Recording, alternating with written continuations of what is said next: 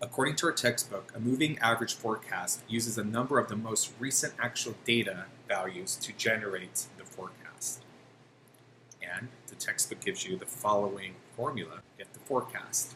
In plain English, it means that you're just going to be taking the most recent averages for a certain period of times.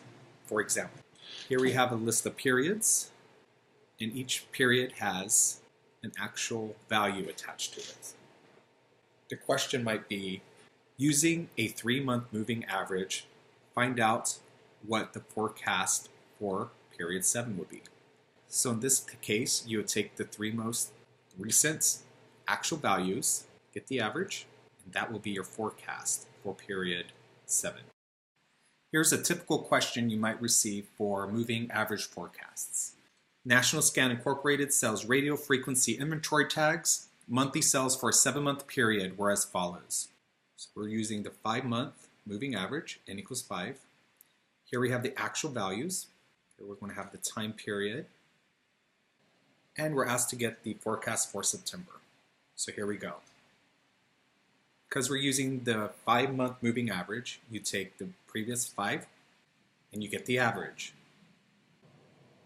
Add it up, divide it by 5.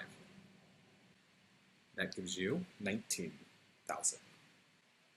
Now say at the end of September, you take inventory and you find out that instead of 19, you actually sold 21,000 inventories. In which case you would put 21 here under the actual value. And then say that you got the exact same question, except this time you want to use the 5-month moving average to forecast for October. This is no longer relevant. And then you take the most recent 5 actual values and you get the average, which comes up to 20.2. So the forecast for October will be 20.2. So now that you know how to do a moving average forecast, I want to talk about a couple of really important features that you need to be aware of.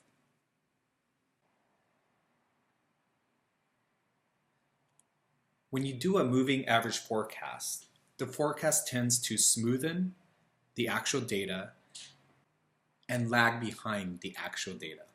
What does this mean? Here we have the actual data, and as you can see from this diagram, the actual data is very rigid because it comes from irregular and random variation. The first thing we'll notice is the moving average smoothens the data. By smoothing the data, we try to reduce all the irregular variations. Secondly, we notice that the forecasted values tend to lag behind the actual value.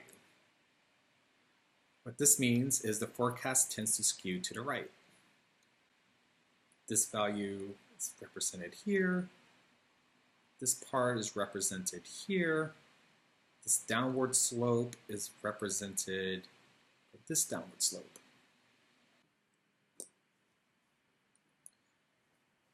The next important feature on moving average forecast is that the more periods you include in your forecast, the greater the forecast lags. Once again, here we have our actual data, and here we have the forecast using the 3-period moving average. Once again, notice that the data is smoother, and notice the lag.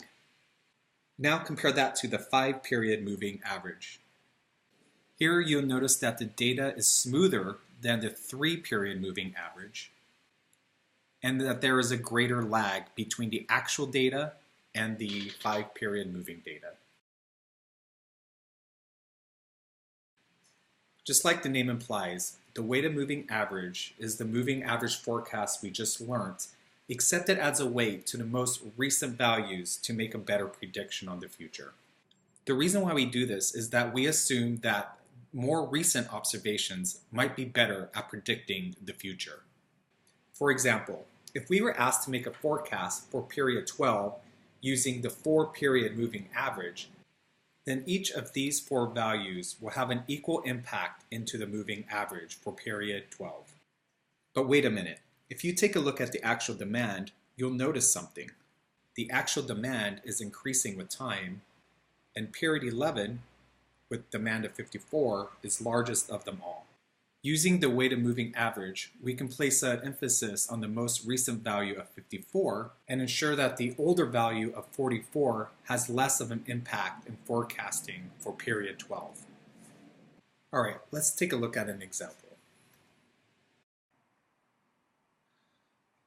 This example can be found on page 88 of your textbook.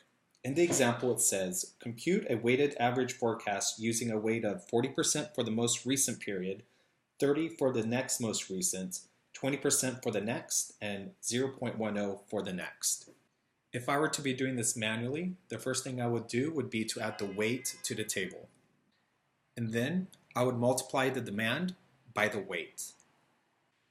Finally, I would add all of this up, which would give you the forecast demand for period 6. Now let's do part B of this example in Excel. In part B, we learned that the actual demand for period 6 was 39, and we are using the same weights as before. 0.4, 0.3, 0.2, 0.1. The next thing we do is we multiply the actual demand by the weight times demand.